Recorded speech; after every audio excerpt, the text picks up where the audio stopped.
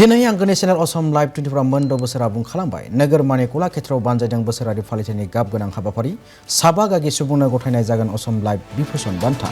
देंखोनि रानि बर'नि गागि देंखोगिरि सुलेखा बसुमतारिनो गथायनाय जागोन असम लाइभ बिभूषण बान्था।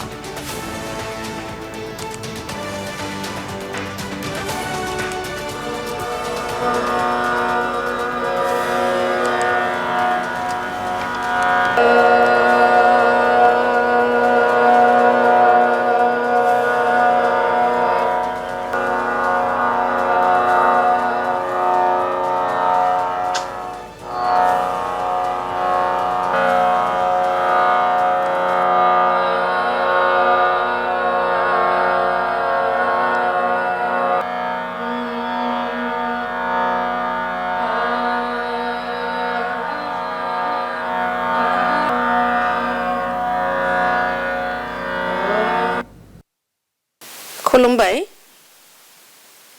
आं सुलेखा बसुमतारी, मेथाइ रोजाबगिरि। दिनै आं नोंथांमोननि सिगाङाव फोरमायनो मोननानै जोबोद गोजोनगोन दि आसाम लाइभ 24 लोगोसे बड' लाइभ 24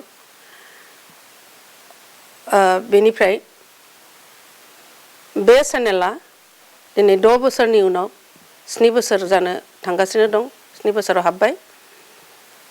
बे 7 बोसोराव हाबनाय लोगो लोगो देग्लाय आंनो रोजाबगिरि हिसाबै आसाम लाइभ 24 बिभूषण बान्था होनो फोसावदों। आं दिनै बे बान्थाखौ आजावनो थांगोन फैगौ 7 अक्ट' खालि 7 फेब्रुवारि।